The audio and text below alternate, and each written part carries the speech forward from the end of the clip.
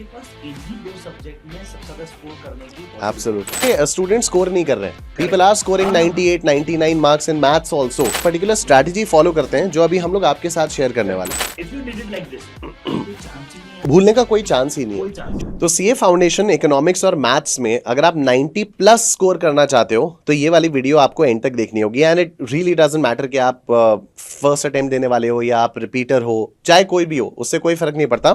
यहां पर जतिन सर और मैं हम लोग एक स्ट्रैटेजी आप लोगों के साथ डिस्कस करेंगे जिसमें will tell you exactly step by step process कि कैसे आप अपने जो एमसीक्यू पेपर्स है ना मैथ्स और इकोनॉमिक्स उसमें आप 90 प्लस स्कोर कर सकते हो. सर यस सर, तो बिकॉज एक्चुअली क्या होता है, इंपॉर्टेंट चीज इसलिए है इस चीज को समझना, बिकॉज आपके टोटल 4 पेपर है फाउंडेशन के अंदर. Right. अब 2 जो है वो तो सब्जेक्ट हो गए अकाउंट्स एंड लॉ. अब वहां पे क्या होता है, वहां पर आप बहुत ज्यादा शायद स्कोर ना कर पाओ. राइट. एंड एक मतलब आप देखो यार, एमसीक्यूज है तो यार यहाँ पे आपकी कोई प्रेजेंटेशन की चीज नहीं है, आपने सही लिखा के लिखा कुछ भी मैटर नहीं करता. मतलब अगर आपको आंसर आता है और आपने टिक किया तो आपको मार्क्स मिलेंगे. True. And as far as I concern, law में तो शायद 90 प्लस आना बहुत बड़ी बात हो जाती है, लेकिन यहाँ तो पॉसिबल है यार. एंड अकाउंट्स में भी जितना मुझे पता है नहीं आते उतने ज्यादा. तो टेक्निकली आप देखोगे तो 400 में से आपके पास इन्हीं 2 सब्जेक्ट में सबसे ज्यादा स्कोर करने की एब्सोल्युटली. लास्टली 400 मार्क्स 200 हो गए आपके मैथ्स एंड इकोनॉमिक्स. अगर आपने 90 छोड़ो 80 भी स्कोर कर लिया, इट कम्स टू 160. अब बाकी में पास भी हो गए तो भी साला फोड़ दिया आपने. तो और ऐसा नहीं है कि स्टूडेंट स्कोर नहीं कर रहे हैं. People are scoring 98 99 marks in maths also. जो कई सारे लोगों को लगता है कि सर चलो ठीक है इकोनॉमिक्स में तो हो भी जाएगा, but what about maths. Maths में भी बहुत आराम से 98 99 मार्क्स स्टूडेंट्स लेकर आते हैं. तो इट्स नॉट एज इफ कि ये पॉसिबल नहीं है. इट्स जस्ट कि वो वाले स्टूडेंट्स को एक पर्टिकुलर स्ट्रैटेजी फॉलो करते हैं जो अभी हम लोग आपके साथ शेयर करने वाले हैं. ठीक है. तो आई थिंक सर पूरे डिस्कशन को ना हम लोग 2 या 3 पार्ट्स में हम लोग डिवाइड कर सकते हैं. एक तो प्रिपरेशन वाला फेज, ठीक है, एक रिवीजन वाला फेज, और उसके बाद एग्जाम में कैसे सॉल्व करना है वो वाला फेज. डन हो गई. तो अभी अगर हम लोग प्रिपरेशन वाले फेज के बारे में बात करते हैं तो प्रिपरेशन में जैसे क्लास तो बच्चा लेगा ही लेगा. ठीक है. अब आपने चाहे किसी भी टीचर की क्लास लियो, हम ये कह ही नहीं रहे कि आपने हमसे क्लास लियो या किससे क्लास लियो, मुझसे लियो, सर से लियो, किसी से भी आपने class Leo. And first will talk about maths. ठीक है. मैथ्स मतलब मैथ्स स्टैट्स एलआर तीनों. ठीक है. तो मैथ्स में जो प्रिपरेशन वाला फेज होता है, जब क्लास में बच्चा पढ़ रहा होता है कि क्लास की दिन में 1 घंटे की, 1.5 घंटे की, 2 घंटे की क्लास है, जितनी भी क्लासेस हैं, तो अब उस फेज में स्टूडेंट को और क्लासेस के साथ साथ क्या करते रहना चाहिए, इस पे आपका क्या थॉट है सर? सर मुझे लगता है सबसे पहले तो जो भी हमने पढ़ाया क्लास के अंदर, उसके बाद शाम को बैठ के उसको रिवाइज करो properly. And now when I से रिवाइज करो, रिवाइज डजंट मीन कि मैं कह रहा हूं पढ़ लो. Right. See when it is a practical subject and it is an MCQ, यार देखो एमसीक्यू ब्लेसिंग भी और डिसगाइज भी है. क्योंकि क्या होता है, अगर आपने गलत मार्क्स टिक कर दिया तो आपके माइनस मार्किंग भी तो है. एग्जैक्टली. तो यार आप जब प्रिपेयर कर रहे हो तब क्वेश्चंस के साथ रात को बैठ के प्रिपेयर करो. आई वुड रेदर से एमटीपी, आरटीपी, पीवाईक्यू और क्वेश्चन प्रैक्टिस कर लो यार उसी टॉपिक की. बिल्कुल. सो इसमें आप और क्या ऐड करना चाहोगे? मैं सर एग्जैक्टली यही चीज बोलूंगा कि स्टूडेंट्स ना कई बार जब रिवाइज करते हैं तो उनको लगता है कि बस एक बार क्वेश्चन को रीड कर लिया और रिवीजन हो गया. ठीक है. और उसमें भी क्या होता है कि जैसे हम लोग क्लास में तो सॉल्यूशन लिखवा रहे हैं, तो what a lot of students do is उन्होंने क्वेश्चन पढ़ा और ना चाहते हुए भी या बस ऐसे नाटक करते हुए कि हाँ नहीं मैं तो सॉल्यूशन नहीं देख रहा हूँ, सॉल्यूशन का पहली लाइन दिख जाती है, और यार वो जो पहली लाइन होती है वही तो पूरा गिव अवे हो जाता है ना क्वेश्चन का, सॉल्यूशन का. तो इसलिए जब सेम क्वेश्चन बाद में पेपर में आता है तो वहां पर स्टूडेंट गेट्स कंफ्यूज के यार यहाँ पर हो क्या रहा है, ये पता नहीं चलता. सो इट्स वेरी इंपॉर्टेंट कि जो भी आप क्वेश्चंस का रिवीजन करो, आप उन क्वेश्चंस को सॉल्व करके देखोगे. नॉट सेइंग कि आपको प्रॉपर्ली लिख के सॉल्व करना, but at least solve it on the calculator, at least go through the 100%. बस हाँ. you got the word. मैं भी ये कह रहा था कि भले लिख के मत करो, कैलकुलेटर पे कर लो यार. Exactly sir, thank you so much, I got the point. तो द पॉइंट इज कि even if you don't write and practice, at least the entire process should go through your mind. कि आपके mind में पूरा solve करने का process होना चाहिए कि हम स्टेप 1 ये करेंगे, स्टेप 2 ये करेंगे, स्टेप 3 ये करेंगे. एंड इस तरह से आपको रिवीजन करते रहना चाहिए. And you also have to do multiple revisions. ऐसा नहीं है एक ही बार कर लिया उसके बाद हो गया. इसमें मैं हमेशा क्लास में कहता हूँ कि what you can do is, मतलब मुझे पर्सनली ऐसा लगता है कि बच्चे को मैं जो टॉपिक पढ़ाने वाला हूँ उससे पहले एक बार थोड़ा रीड करके आना चाहिए. थोड़ा दिमाग खुलता है. खरी ओवर एक्सपेक्टेशन रहती है मुझे ऐसा लगता है. बट क्लास में पढ़ा, क्लास के बाद आपने आज रिवाइज कर लिया, फिर 7वें दिन रिवाइज मार लो, फिर 21st डे के अंदर वापस एक बार रिवाइज करो. Exactly. If you did it like this कोई चांस ही नहीं है, कोई चांस ही नहीं है, कोई चांस ही नहीं है, भूलने का कोई चांस ही नहीं कोई है। Chance. Short term memory long term memory वाला होता है, जैसे कंप्यूटर्स में रैम और रोम होता है, तो वैसे रैम में आप एक दिन के अंदर अंदर जो भी आपने यूज किया वो कंप्यूटर को रीस्टार्ट किया, सब वैनिश्ड। लेकिन जो रोम में रहते हैं, जो हार्ड डिस्क में रहता है, वो लॉन्ग टर्म के लिए स्टोर्ड रहता है अनटिल एंड अनलेस वही करप्ट हो जाए। तो बट द पॉइंट इज कि यस, तो you have to constantly keep on revising. तो सर ये हो गया प्रिपरेशन वाला फेज, ठीक है।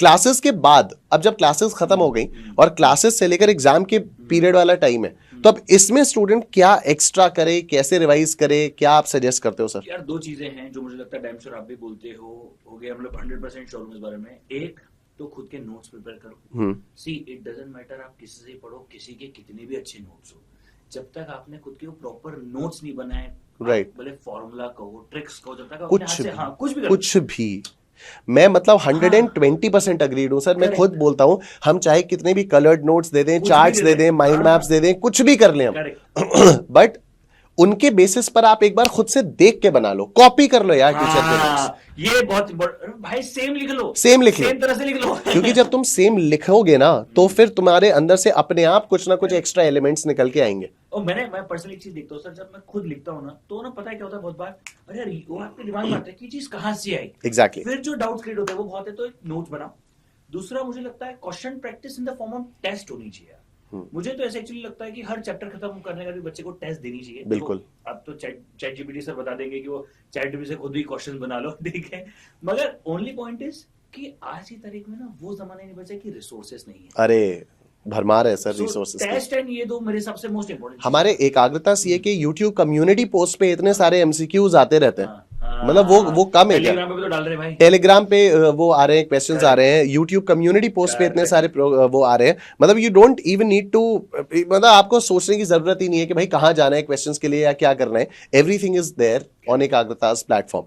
ये तो अच्छा, इसमें मैं एक आध दो पॉइंट्स और ऐड कर देता हूं कि इसमें आपको 3 या 4 रिसोर्सेज हैं जो आपको करने हैं। एक तो ICAI का स्टडी मटेरियल करना है, RTPs, वैसे मैथ्स में RTP होती नहीं, MTP होती है और PYQs होते हैं, दैट्स इट।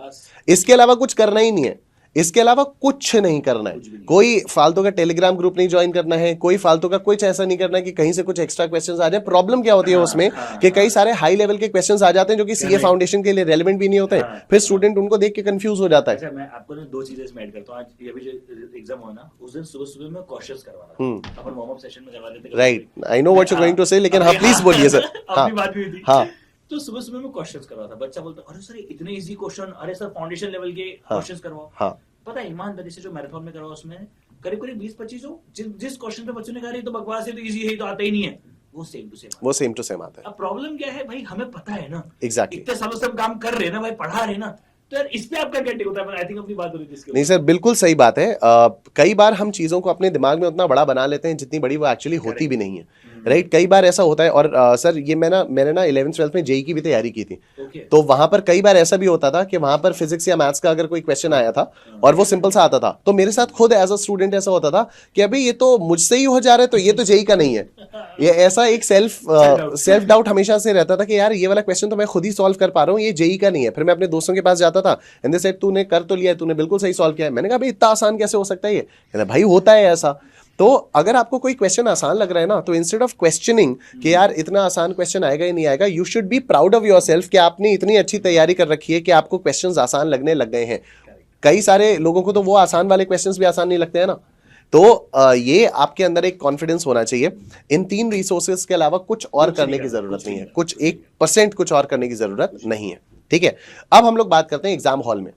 तो अब एग्जाम हॉल में पेपर सॉल्व करने का जो पैटर्न है, जो सीक्वेंस है सर, वो मतलब मुझे लगता है उसके बारे में आप बताइए। एक चीज मैं आप बता दीजिए, फिर मैं इसमें कुछ और भी ऐड करूंगा। बड़ी इंटरेस्टिंग चीज मुझे पता चली पिछले एग्जाम के बाद ही। अच्छा, हाँ ठीक है। तो देखो, सबसे पहली बात तो मुझे लगता है ना, I would say very clear word, डर का धंधा है, ठीक है। तो मैथ्स जो है ना सिर्फ हवा है, सिर्फ डर है।